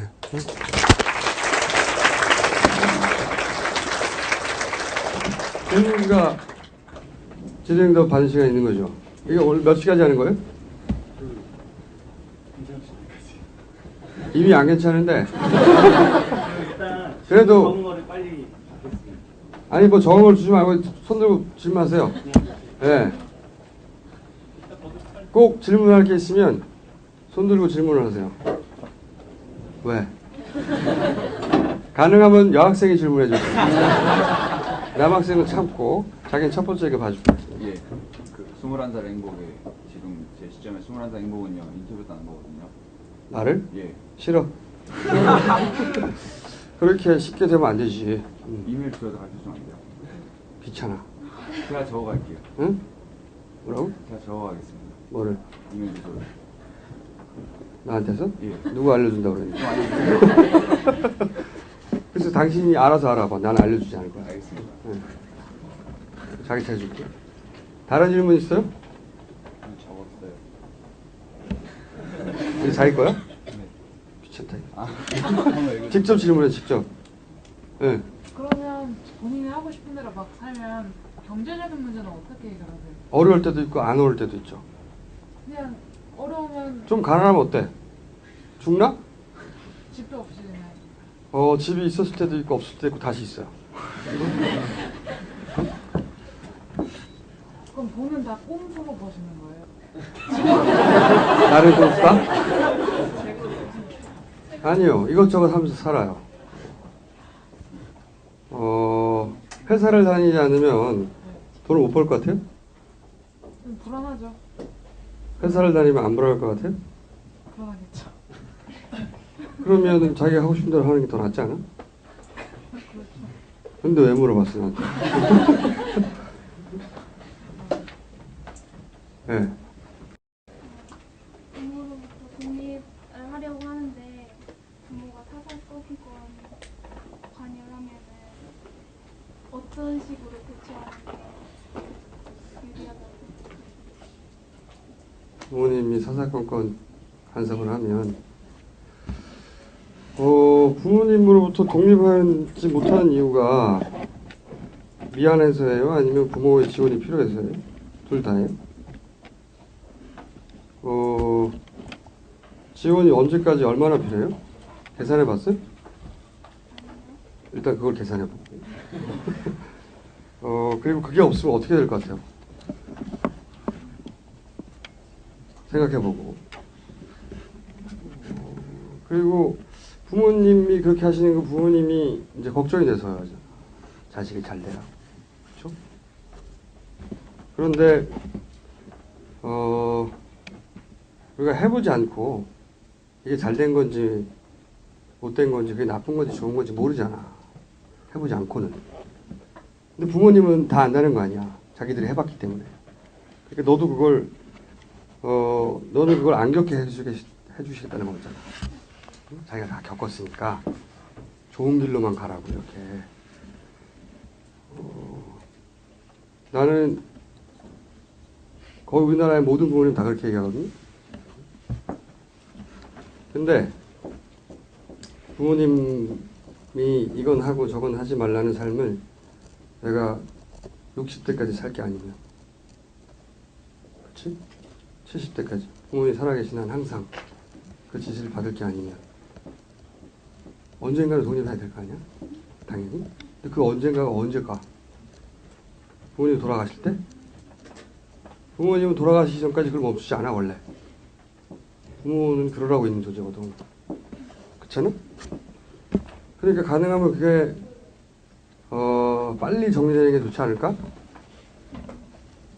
행동으로 보여줘야지 아니면 말로 설득하는. 글쎄 그건 사람마다 다르겠지만, 그러니까 그 순간은 자기가 결정할 일인데 나는 그걸 최대한 빨리 하는 게 20대가 되자마자 좋다고 생각하는 사람이야.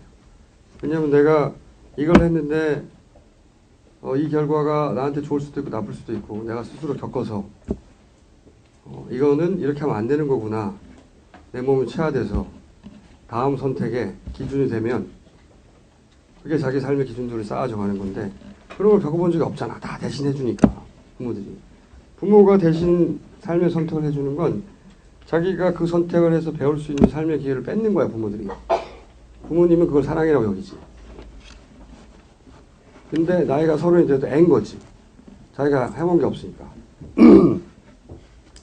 어릴 때 그걸 하면 할수록 더 빨리 어른이 되고 내 삶의 주인이 내가 되는 거지. 어떻게 해야 되냐? 그럼 사람마다 다 다르죠. 저는 그냥 집을 나갔어요.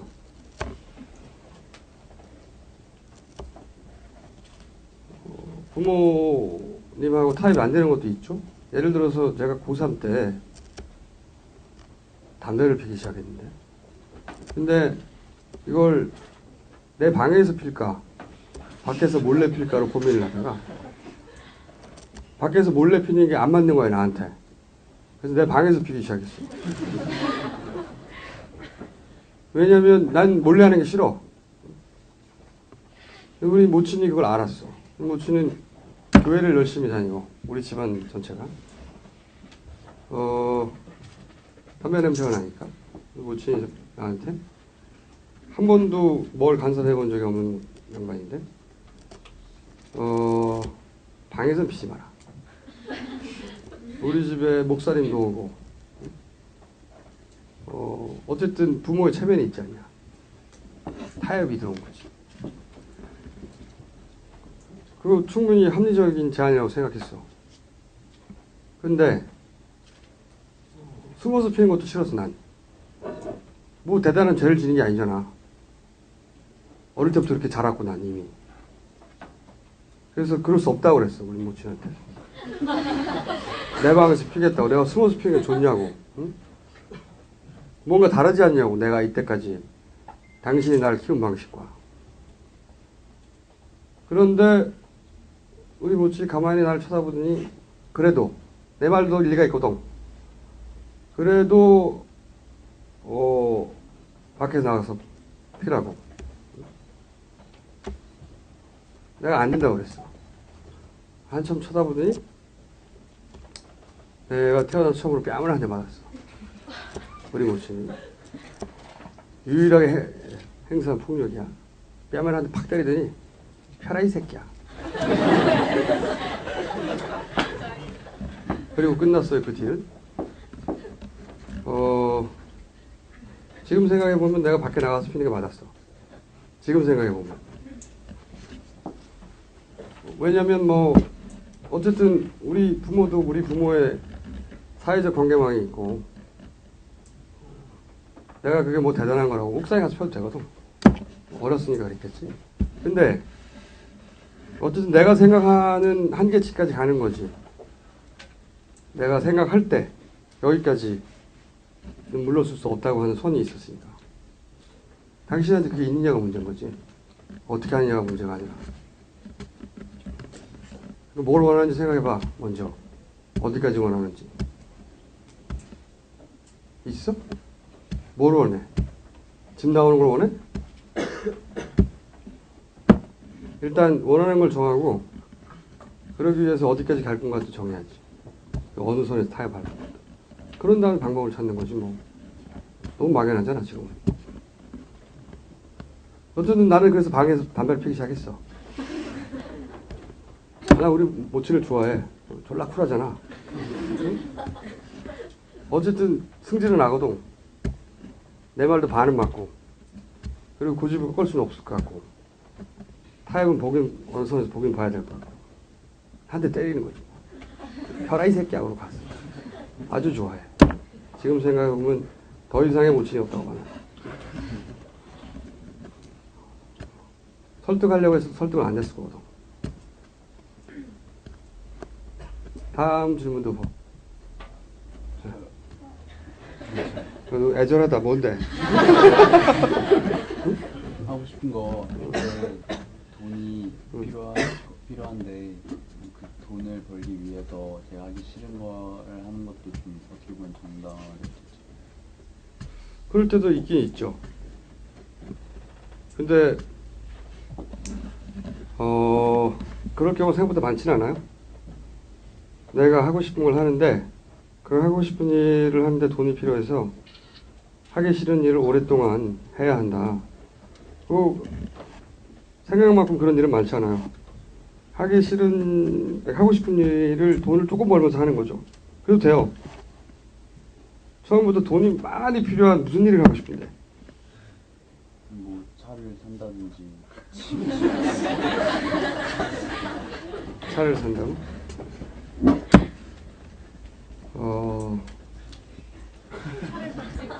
차를 사는 것에 대해서 나한테 물어본 거야?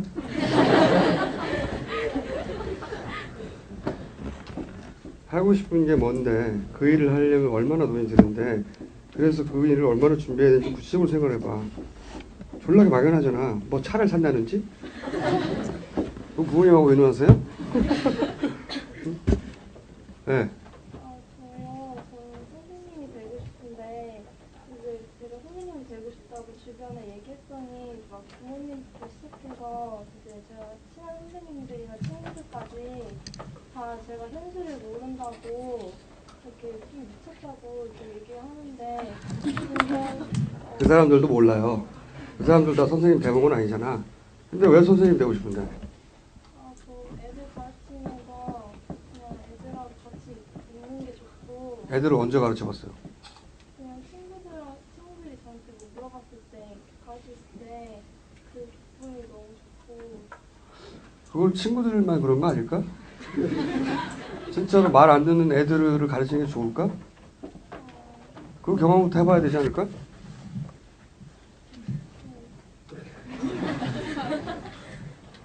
그리고 대부분 지금 나이 때 질문들만 해요. 졸라 막연해.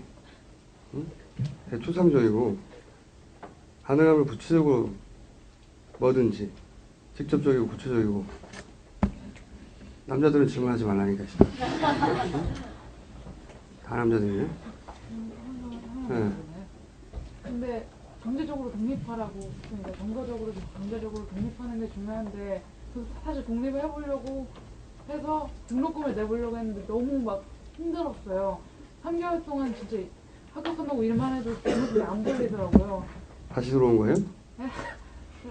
아니 저는 지금 학교를 다니고 있는데 학교 1학년 학생이에요. 근데 그때 진짜 알바하는 시간이 너무 길고 진짜 이 시간에 내가 이 피 같은 시간에 돈을 벌려고 이렇게 해야 되나 싶어서 요즘에는 부모님 말 잘 듣고 독립 받고 있어요. 등록금만 용돈은 안 받고. 근데 되게 좌절감을 느꼈거든요 거기서. 그건 당신 책임은 아니야. 근데 진짜 너무 등록금이 너무 비싸가지고. 그래요. 그건 내가 보기에는 학교를 떼서 했지. 내가 하고 싶은 거 하려면 그 생각도 했었거든요. 그럴 수도 있긴 하죠. 근데 예를 들어서 자기 나이 때 네. 감당할 수 없는 거잖아요. 그렇죠. 그래서 내 나이 때는 감당할 수 있었어요. 뭔가를 하면. 물론 공부 안 하고 했어야겠지만. 근데 지금은 감당할 수 없잖아요. 액수가. 실제로 자기 책임이 아니고 정치 책임인데 그 부분은 그러면 타협하는 수밖에 없지, 부모하고. 근데 그거보다 훨씬 더 중요한 건 부모로부터 둘 다 이루어지면 가장 좋아요. 근데 정서적으로 독립하는 건 먼저. 이게 더 어려워요, 실제로는. 부모도 나하고 별개로 완전히 한 사람의 남자고 여자고 그들도 한 개인의 욕망을 가졌고 그걸 내가 인정하고 그렇게 나하고 분리해서 한 사람으로 인정한 다음에 내가 그들로부터 정서적으로 독립하고 그런 다음에 그 사람들한테 연민 가지고 그러는 게 경제적으로 독립하는 것도 훨씬 더 힘들어요. 근데 나중에 해도 돼. 그게 되면. 그리고 지금 당장 그 나이에 경제적으로 독립할 수 없는 건 자기 잘못이 아니야. 근데 경제적으로 독립하지 않은 부모님한테 뭔가를 계속 이제 얽매여서 그건 맞아요. 있으니까 최대한 빨리 나와야 되는 건 맞긴 맞아요. 근데 지금 당장 1학년 때 못하는 게 당신 잘못은 아니라고. 그래서 투표를 잘해야 되는 거야. 응? 그래서 정권을 잘 뽑아야 되는 거야. 네. 처음에요. 어릴 때는 남들이 원하는 거를 자꾸 하려고 한다고 했잖아요. 남들이 행복하니까 뭐 부모님이 내가 성격 잘 받으면 좋아서 한다고 하고 나중에는 그 내가 진짜 좋아하는 것과 남들이 좋아서 하는 게 분리된다고 했잖아요. 분리되어야 한다. 네. 근데 이제 분리된 면도 있고 또 감정 면에 있어서 아, 저 사람이 참 웃고 있는 게 보기가 좋다. 그리고 내가 좋아하는 사람이 행복해하는 게 좋다 싶어서 그 사람이 요구하는 걸 들어주고 싶고 뭐 그 사람을 뭐 개그를 해서 웃긴다던가 이런 게 좋다 그러면은 그것은 진짜 그건 당신이 그를 사랑하는 거고. 그건 제 진짜 행복이 맞다고 생각하시는 건가요? 아니 사랑을 하게 돼서 누군가를 그를 만족시키고 싶어하는 건 당연한 거죠. 제가 말하는 건 그게 아니고 삶의 선택을 해나가는데 그 사람이 당신을 사랑해서가 아니라 일반적으로 당신 정도라면 당신은 이 정도는 해줘야 된다고는 요구가 있잖아요. 기대치와. 이웃 사람이 당신을 사랑해서 당신이 서울대학을 가야 된다고 생각하지 않는다고. 하지만 그런 기대가 있잖아. 그런 기대는 옆집 사람뿐만 아니라 선생님도 있고 수많은 기대들이 있죠. 학교 선생님이 당신을 너무나 이뻐해서 서울대학에 가야 된다고 생각하지 않는다고. 그런 요구들. 나하고 무관한 사람들도 나한테 요구가 있어. 집합적으로. 그런 요구들로부터 자유로워질 걸 말하는 거야. 차근차근. 또 하나 더 하나만. 지금 제가 밖을 떠돌아다니고 있는데요. 돌아다니니까요. 돌아다녀보니까 좋더라고요. 좋아서 나왔어요. 좋아서 나왔는데 또 그러니까 어느 날 돌아왔는데 걱정을 하는 걸 보고 걱정시키는 건 또 죄짓는 것 같은 거예요. 남을 걱정시키는 것 자체가 피해주는 것 같고 내가 남한테 좀 걱정시킬 권리는 없는 것 같고 그래서 누굴 뭘 했는데 남이 걱정한 거야? 그러니까 집을 나왔는데 어느 날 돌아와 보니까 걱정을 하고 계시더라고요. 가출을 했다는 거예요? 네. 그래서 며칠이나? 에? 며칠이나? 아니 얼마 안 됐어요. 하루? 네? 하루? 아니 그건 아니고 이제 가출 시작한 지가 얼마 안 됐다는 건데 그러니까 돌아와 봤는데 걱정을 하고 있더라고요. 그래서 왜 가출했어요?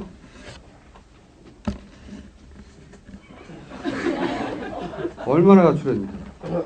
시작한 지 얼마 안 됐어요. 몇 시간? 아니요. 그럼 며칠? 네, 며칠 됐어요. 그러니까 왜 가출했어요? 이유가 있어? 말 못할? 아니 뭐 말 못할 것까지 없지만 별로 필요가 없는 것 같아요. 계속 얘기해봐요. 근데 그냥 걱정시킬 권리는 없는 것 같아. 가까이 말씀을 들어보니까 저 지금 거짓말을 해야 된다고 생각해서 외곽댁에 있다고 거짓말을 하는 거죠. 근데 그게 나름의 타협이면은 그렇게 거짓말을 하고 있어도 되겠죠? 숨기는 걸 싫다고 하셨는데 제가 그게 타협이라고 생각해서 걱정 안 시키고 난 나와 아니 나는 그렇게 살았다는 거지. 내가 사는 모델이 모두에게 정답이 아닌 것이 참조하라는 거지. 가출했는데 그러니까 가출한 게 아니라 외갓집에 있는 걸로 돼 있는 거네요 지금은? 네, 그렇죠. 근데 부모님은 외갓집에 연락 안 해보는 사이인가 보지? 아니 이모께서도 협조를 해주시는 거예요. 그럼 이모는 자기가 어디 있는 줄 알고 있겠네? 아니요. 그러면 이모는 왜 협조를 해줘요? 제가 신뢰감 자신감이 있는 것 같아요. 그럼 됐어. 그걸 문제가 아닌 것 같은데? 하나만 더 받아주자. 저요. 그 뭐냐 타자의 욕망을 욕망하는 거나 내 욕망이나 본인이 돼가고 그래야 한다고 했잖아요. 근데 거기서 남이 너무 그 타자의 욕망을 너무 너무에게 많이 하면은 내 욕망인지 아니면 정말 타자의 욕망이 각인이 된 건지 세뇌가 된 건지 그걸 어떻게 하라니 나보고. 어떻게 구분하냐고? 그 얘기했잖아요. 그거를 읽기 쉽지 않아요. 워낙 나한테 체화되어 있어서. 아주 좋은 방법 중에 하나는 나를 전혀 모르는 곳에 여행 가보는 것 중이야. 그것도 하나 좋은 방법. 내가 이방인이 되는 거지. 내가 나를 아무도 모르는 공간에 가서도 여전히 내가 익숙한 공간에서 같은 욕망을 가지는지 이렇게 의식적으로 생각해본. 내가 지금 말하는 건 저절로 되지 않아요. 저절로 내 주변을 둘러싼 나를 향한 기대와 욕망과 내가 나한테 가진 욕망이 저절로 구분되지 않는다고. 저절로 구분되면 쉽게 다들 이러고 살지 않지. 의식적으로 해봐야 되는 건데 아주 이렇게 하면 저절로 되고 확실히 된다. 이건 너 모르겠어. 근데 여행이 아주 좋은 방법인 건 내가 알아요. 전혀 나를 모르는 곳에 가보는 거지. 그러면 자기가 타고난 그 결대로 본능대로 반응하거든요.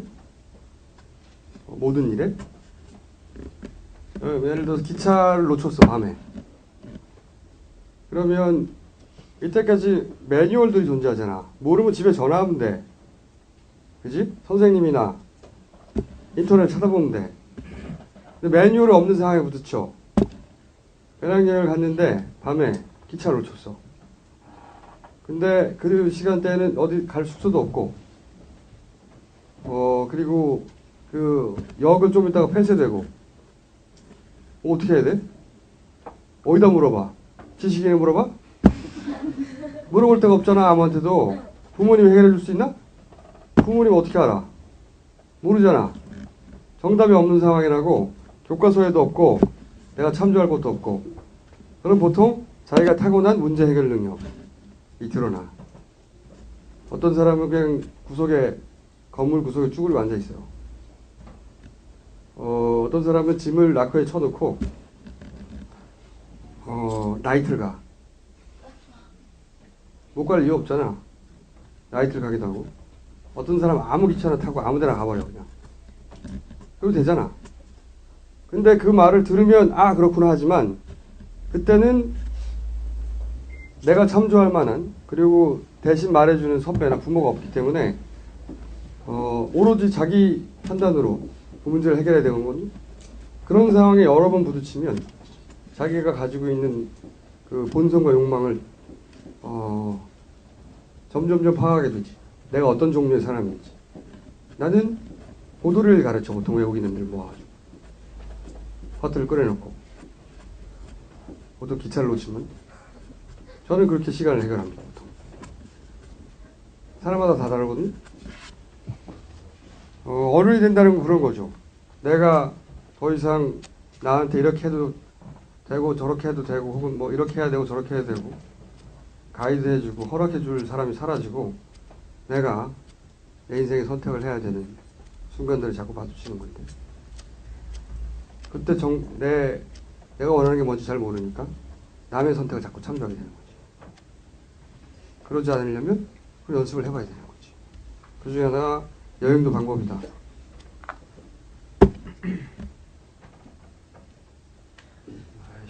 질문이 끊어지질 않네. 시간이 다 됐어요. 그러니까 꼭 질문을 해야 되겠다 싶은 사람들은 원장님한테 물어봐요. 전 여기서 마칠게요. 감사합니다.